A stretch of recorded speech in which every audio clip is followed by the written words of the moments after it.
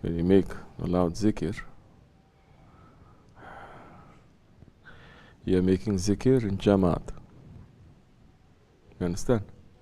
When you're making silent zikr, you're making silent hafi by yourself. You're not letting anyone in, you're not making your voice to come out, correct? You're going inside. When you're making the zikr in jamaat, that's why with the zikr that you're making loud, you have to be active. You cannot be silent. It is not a silent zikr. It is not meditation. With that happening, once you pushing your voice, then your body must also move. You cannot be sleeping. You understand? It has to move. This is a different kind of zikr. Once your body starts moving, you become active. Now, when people are ready, you're going to move to what? It becomes what? Hadra. You understand? That is when you're making a zikr and you're making your whole body now to make the zikr physically. You're not just sitting down. The meaning of hadra, it is presence. Somebody is there. Present. You're in jamaat. Now,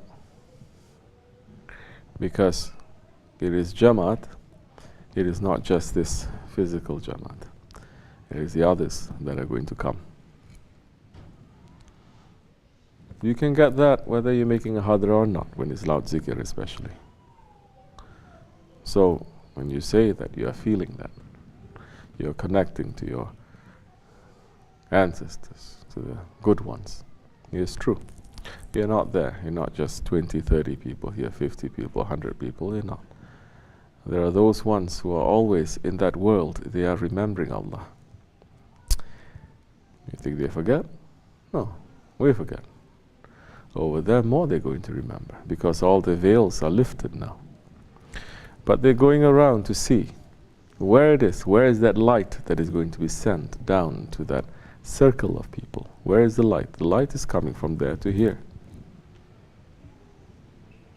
When they see those lights coming, then they are rushing. Especially, as I said, majority, they're not making zikr. Used to be for over 1,000 years. Majority will be making zikr on a night like this. Especially during the time of the Ottomans. The whole empire shut down. You're making zikr. In dergahs, holy places,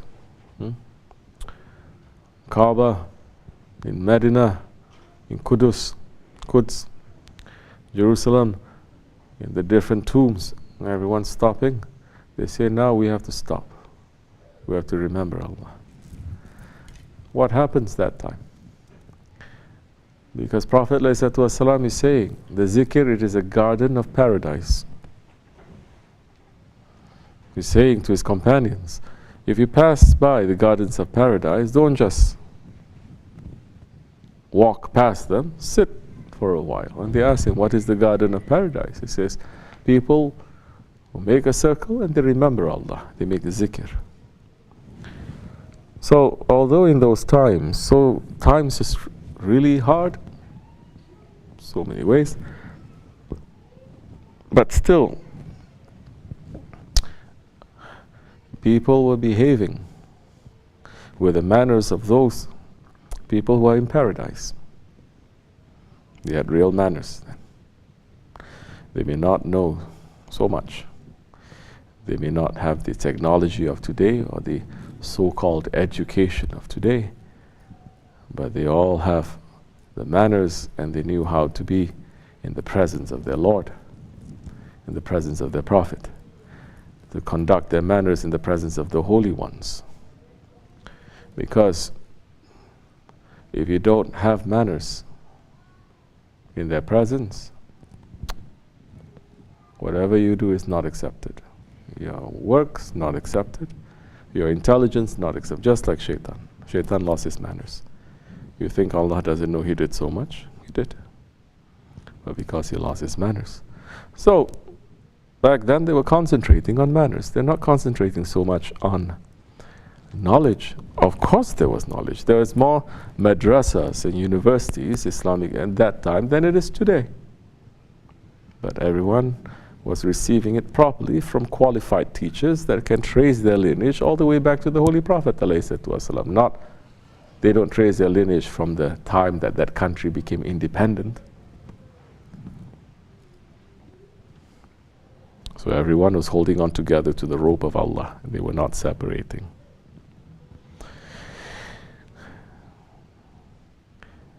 They had a lot of knowledge back then, but the essence of knowledge, it is to have manners. Manners is not just to speak softly, to put your hand on your heart and to walk backwards. Anyone can fake that. You understand?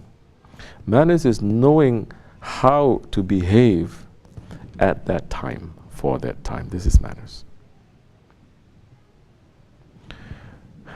When you're with a king, you have to show the manners to a king. You understand? When you're with your child, you have to show your manners to a child. When your father is different, your mother is different. Males is different, females is different. Everyone according to their own station. Everyone according to their own station. Definitely. Meaning that you look where they are and you have to be there. It is not pulling them down or pulling them up to meet you. It's not about you. So, the essence of knowledge, it is your manners. And the man, with more knowledge that he has, he must understand more how ignorant he is. Not with more knowledge and you think you're more knowledgeable. More knowledge you have to understand that more you are ignorant. This knowledge is not coming from you. This knowledge is coming from the one who created knowledge. One of the names of Allah that we were reciting, Ya Alim, the one who creates the knowledge. And he bestows that knowledge. So if you say this knowledge is for me, or I found it, without giving credit to that one, that knowledge, instead of working for you, will work against you. And so that knowledge must give you manners. And that manners always in the presence of a knower, because now you seek knowledge from the one who knows.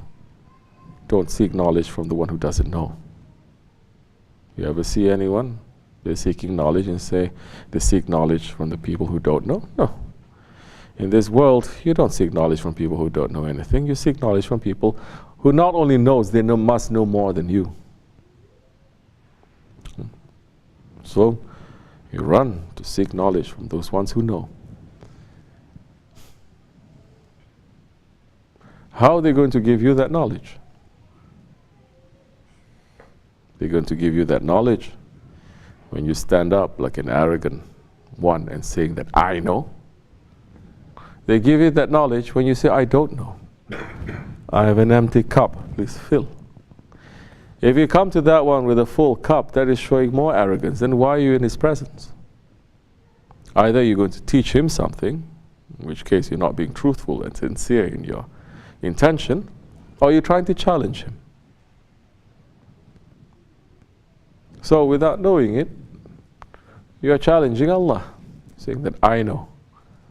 Allah is saying, I created you. I know what you are. I know what you're capable of doing. And these are the ways that you'll find your way back to me. Man saying, I know myself better. How much do you know of yourself? What is your name? Even your name doesn't belong to you. Your name is all given to you. Does a man ever say, this name belongs to me? It's given to you. So if the knowledge is not teaching you how much you don't know, at that time you're going to become shaitan. You're going to say,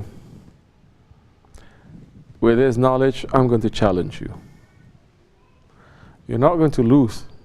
You're not going to win anything. You're going to lose. Whatever little knowledge that you have is going to make you to become stubborn.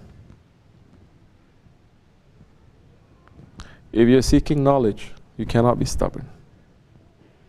You go to the one who has knowledge, admitting that you don't and you want that knowledge. You don't go to the one who has knowledge and you become really stubborn with your knowledge. You're not going to learn anything. So, we come into this month of RabiulAhir, new month in Islam. What we have learned from the month that has passed before.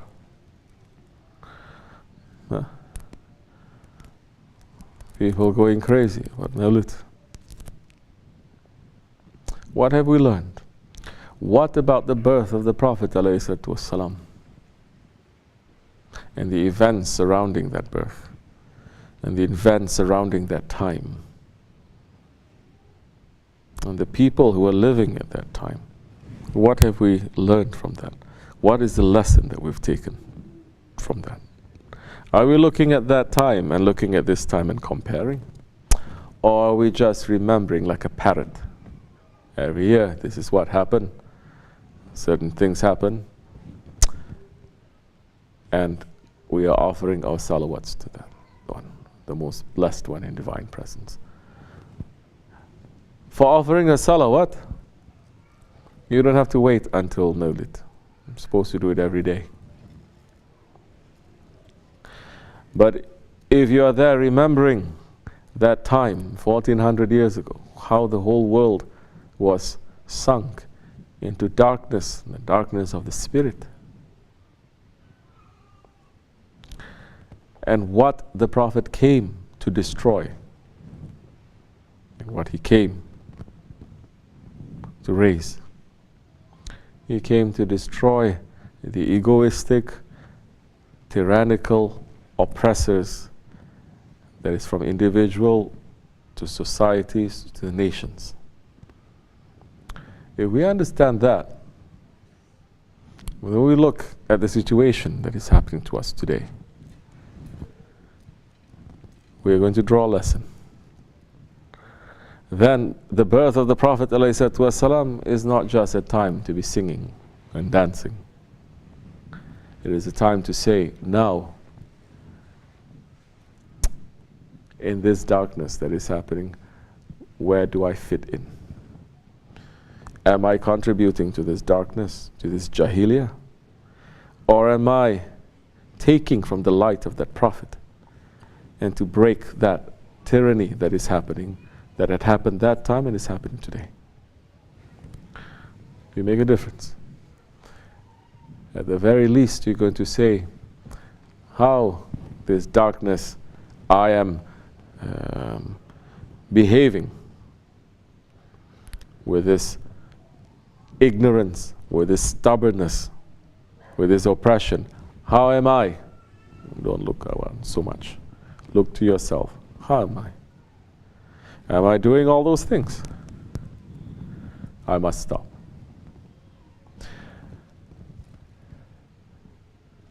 How am I tyrannizing the orphans? I must stop. How am I supporting the tyrants?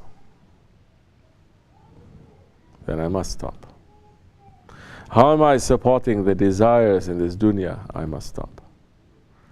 That time, that month is going to be very holy for you. It's going to be very precious for you.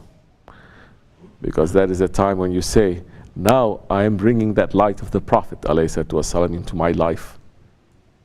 And I'm renewing it every time his birthday is coming.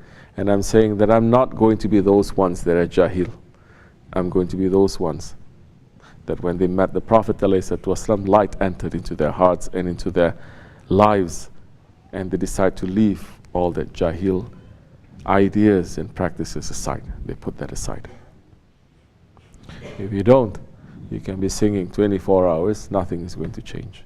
You can be dancing and making zikr 24 hours, you're not changing. Society is not changing, this whole world is not changing. May Allah bring that one who's going to bring the light of the Prophet ﷺ soon, inshallah. May the darkness that we have inside of us be taken out. We're asking Allah for more strength. We are the weak ones. We're asking that we hold on to His rope, that we never separate, that we always be with those ones that He's pleased with and who loves Him. For the sake of our Shaykh, Al-Fatiha.